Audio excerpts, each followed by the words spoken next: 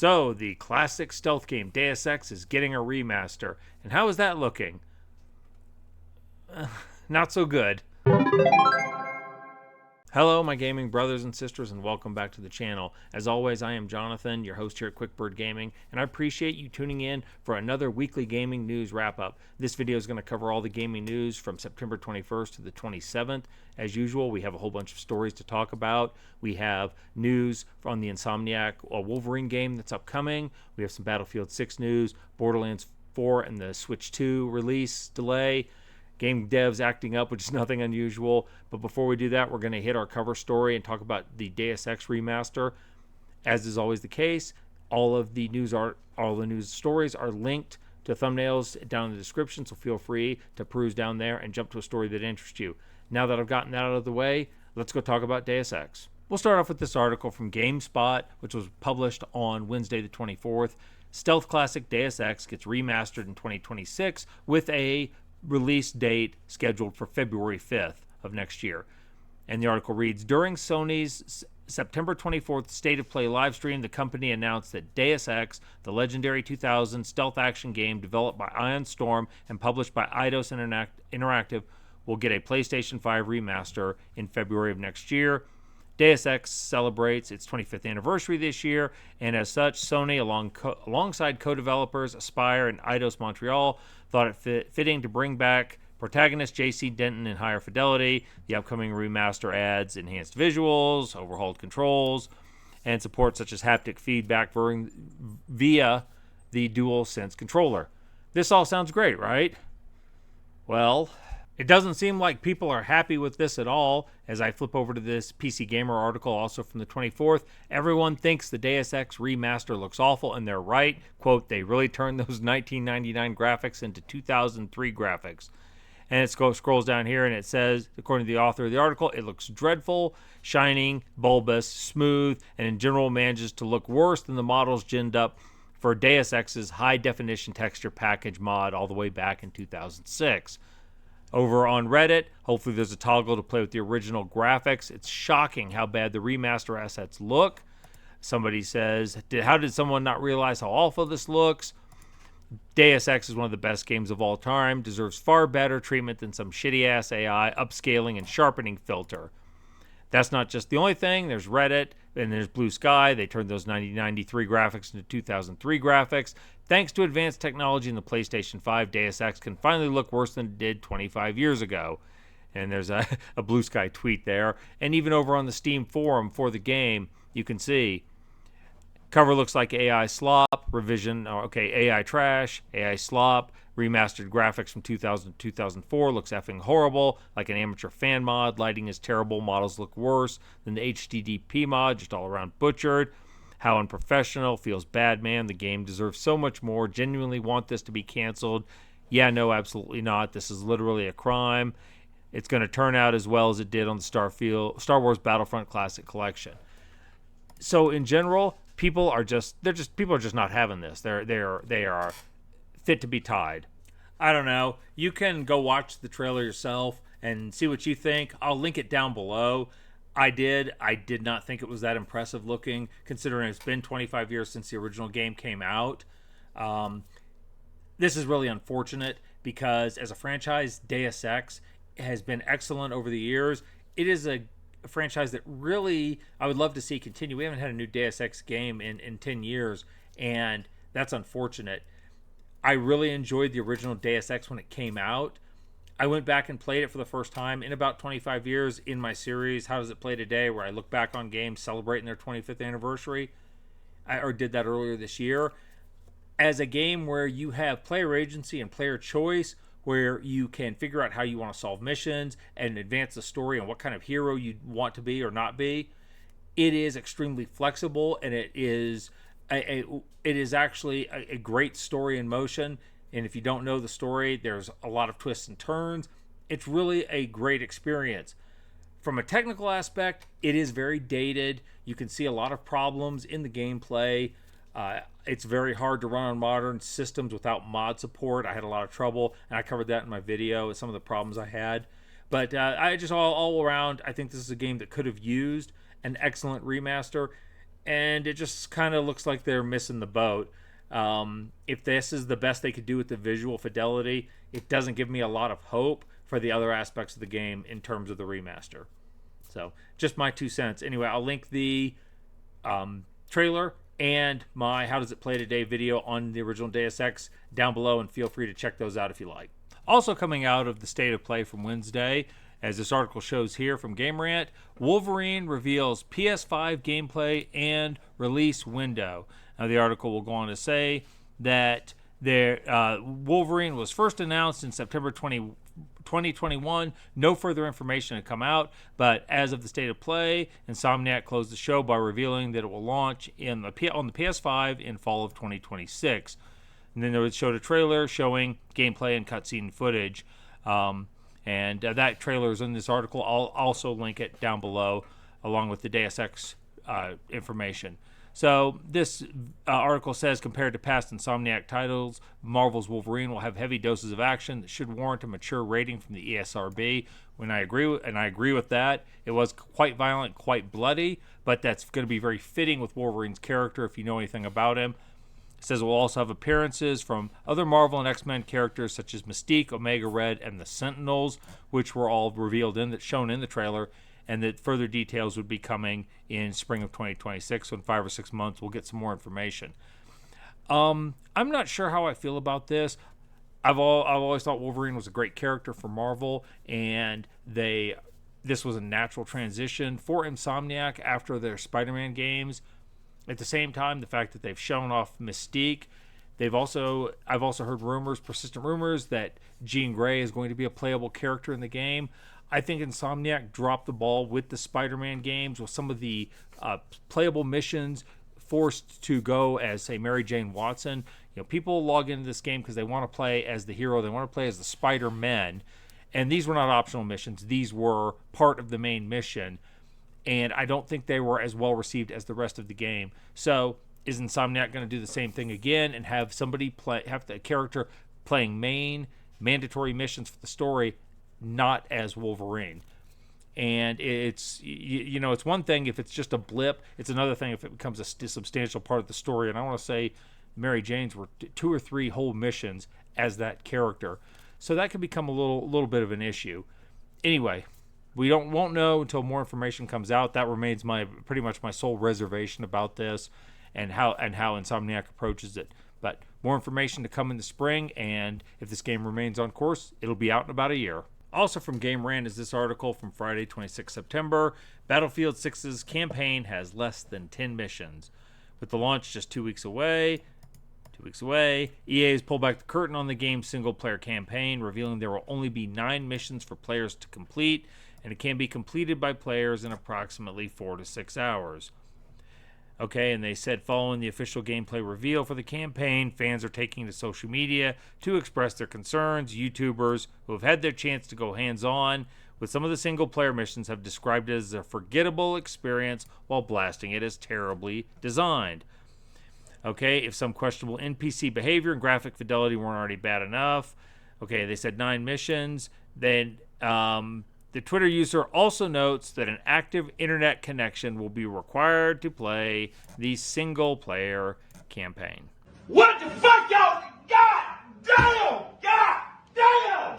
Maybe this is why Overwatch never had a single-player campaign. Anyway, and come down here, so far the Battlefield 6 campaign is drawing a largely negative response from the community. The good news, however, that its multiplayer appears to be quite the opposite. And that's really what it comes down to. If you're going to play a game like this, you're playing it for the multiplayer aspects of it. The single-player campaign is just an add-on, and that's pretty much how they're treating it. So, unfortunately, if you were looking forward to it, it's probably not going to work out. But if you're looking for a multiplayer game, it really seems like this one's going to be good for folks. So, there it is. Then we have this article from IGN, also from Wednesday the 24th. While battling performance problems, Gearbox delays Borderlands 4 on Nintendo Switch 2 just a week before launch and cancels all digital pre-orders. We do not take this decision lightly. Gearbox has delayed the Nintendo Switch 2 version of Borderlands 4 indefinitely and canceled all digital pre-orders just a week from its release. It originally had been scheduled to be out on October 3rd, which as of the posting of this video is less than a week away. This video goes up on a Sunday. It's this next Friday. Here is the actual tweet that they made from the official Borderlands account.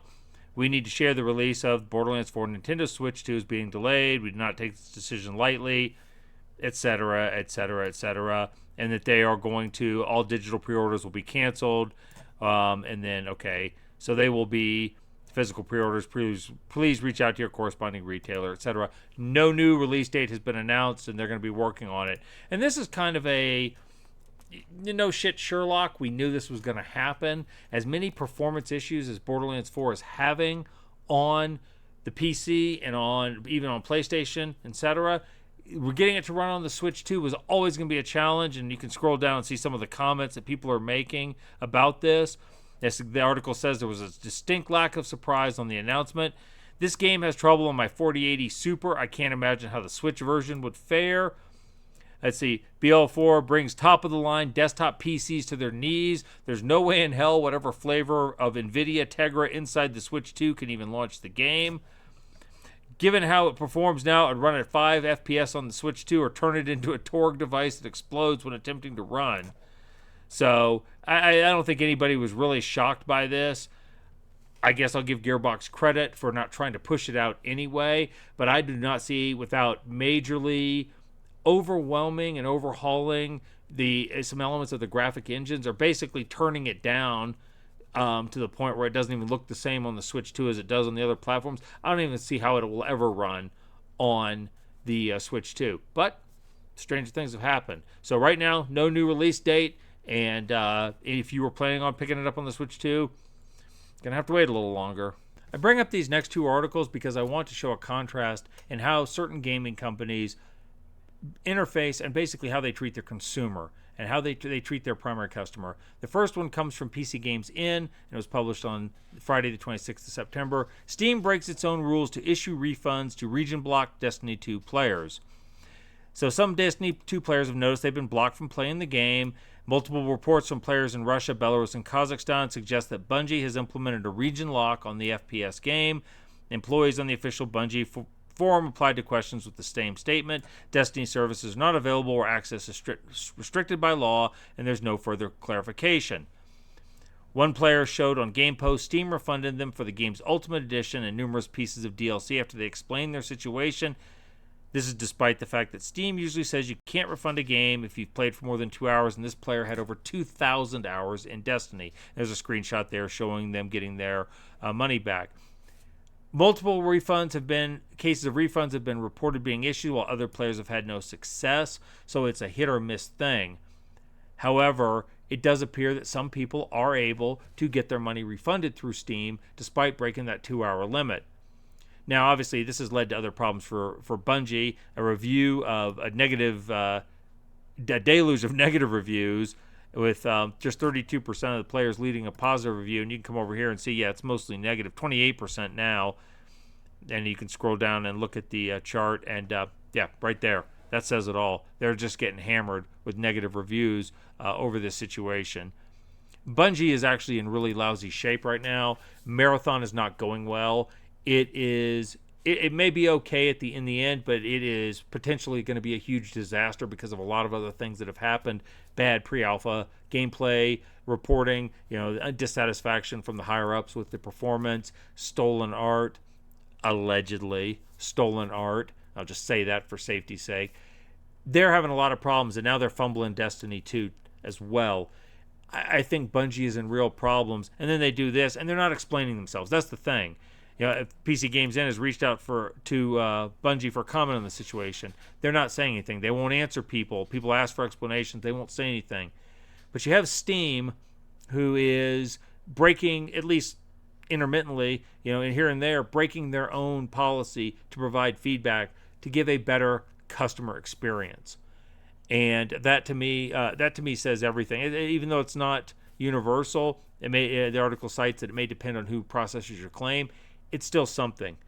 And Steam hasn't handled everything perfectly. The whole payment processor thing from earlier this summer was kind of a mess. I don't think they pushed back as hard as they could have, even though I understand and I recognize that they were in a difficult spot. I get that. But I think they could have fought it harder, and they didn't. However, I still think they are generally on the side of the consumer, and moves like this demonstrate that. The second article is this one from PC Gamer from today, from Saturday the 27th of September. Konami accidentally handed out goodies from Silent Hill F's $80 digital deluxe edition to $70 normies on Steam, but will snatch them back shortly. They say if you're diving into Silent Hill F on PC, you might notice some extra digital goodies you didn't pay for.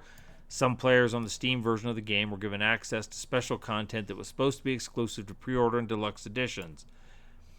Some of this content was made available to players who only purchased the regular standard edition. While it's unclear how much, several people on the Silent Hill subreddit reported getting access to exclusive outfits and not the soundtrack or other bonuses. It doesn't look like Konami will let the mix-up slide, and they post that they're going to patch it out, and the people aren't going to be able to keep that exclusive content they were accidentally gifted. It's a bummer, but hardly surprising.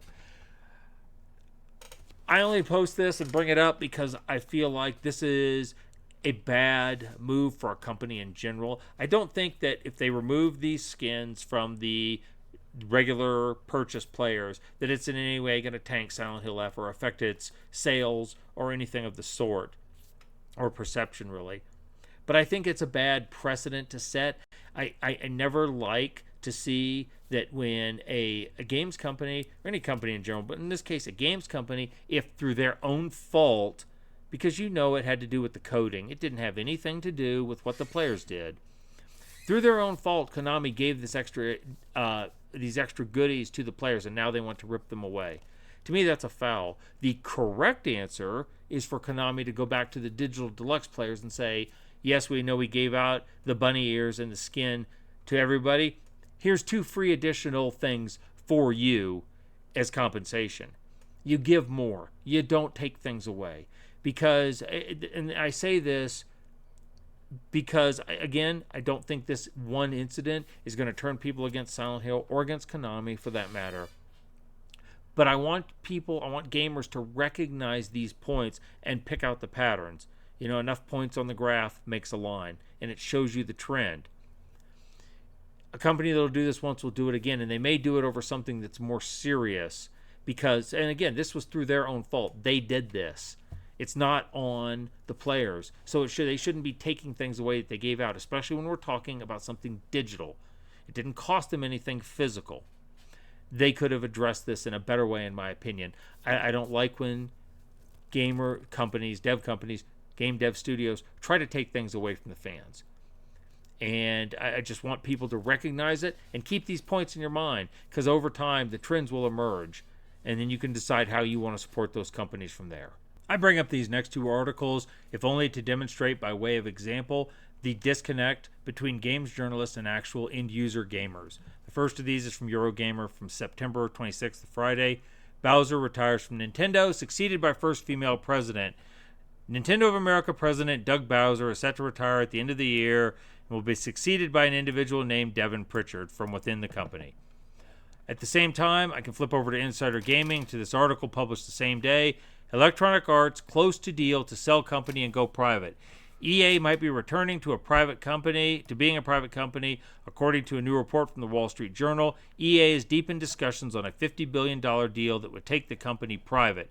And from what I understand, this is with a Saudi Arabia investment group.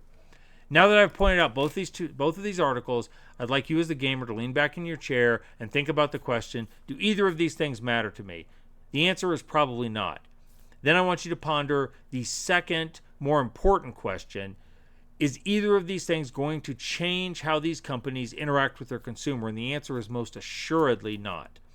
I don't see Nintendo stopping their path of being, in my opinion, a rapacious, overly litigious company. A company that wants to drive the price of games to $80, including for 10-year-old ports of old games. A company that is tied up with Pocket Pair in a lawsuit over Pal World, and that includes applying for some rather dubious patents that are way outside the scope of what their games have invented.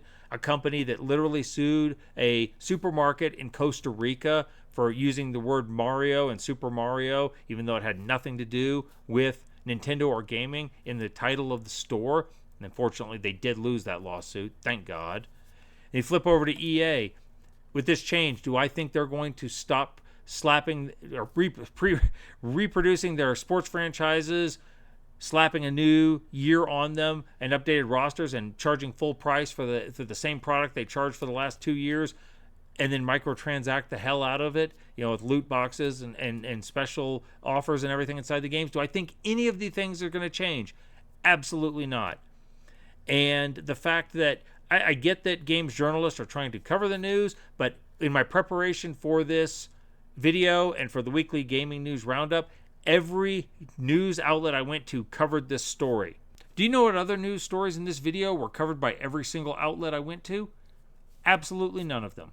I had to kind of pick and choose through the different outlets to find the stories that I thought would be interesting. I mean, I like to talk about stories that interest me, but I want something that's interesting to you, the end user. I think things like talking about the nuts and bolts of the Deus Ex Remaster and about Battlefield's campaign length, I think that's interesting to the actual gamers who play the games. People that are looking forward to Borderlands 4 on the Switch 2 might want to know that it's going to be delayed. I think that's important. And those things were not covered by every outlet. But these two stories were, because journalists are interested in what happens at the top. We, not so much. I only offer this information up as a data point, to do with it as you will. But I would tell you to not give your trust blindly to people until they have proven that they have your best interest at heart. And with journalists, I always think that that's a moving target, because I think they demonstrate that they are not interested in the same things you are. All right, I'm going to end with something fun. This was posted on IGN on Thursday the 25th for a game called Barkour, and it looks kind of silly and fun, but we're going to watch the trailer real quick and see what's what. Time for your next mission, Agent. What lies ahead will take everything you've got. Don't hold back, and remember, failure is not an option.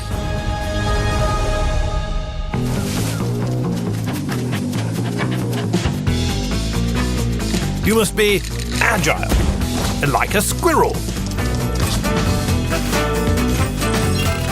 Creative and aware of your surroundings. Sneaky, like a chameleon.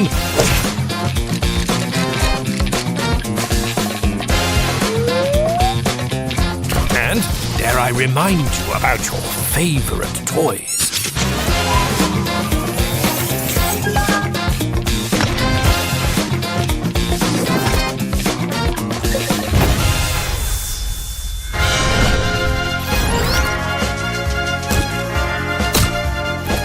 Most importantly, as the best agent, you must always be willing to throw punches.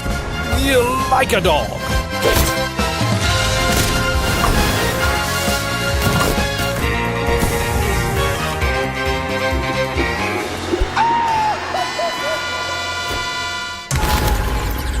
Thunder, be advised, this mission will not be easy. The fate of the world is in your paws. No pressure.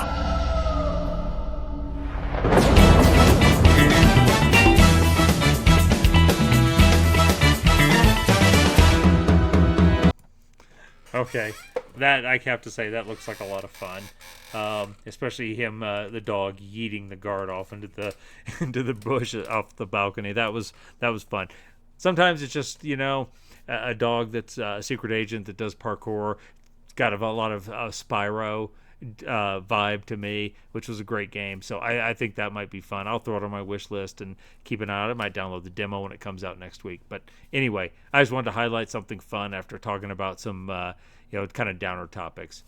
Anyway, so if that looks interesting to you, check out Barkour. It's already available on Steam to be wish listed. All right, folks, I'm going to call it for this video. Thanks for tuning in for this week's news roundup. I appreciate that. As always, if you enjoyed this content, please consider leaving a like on the video. If you wanted to talk about anything I talked about, disagreed with anything, leave a comment down below. Tell me what you think. And as always, if you think I've earned your support, I would love to have your subscription. I'd love to extend my reach and keep this going. So thank you for those things in advance. Anyway, we will see you in the next video. You all go out there, live your best lives, and y'all stay gaming.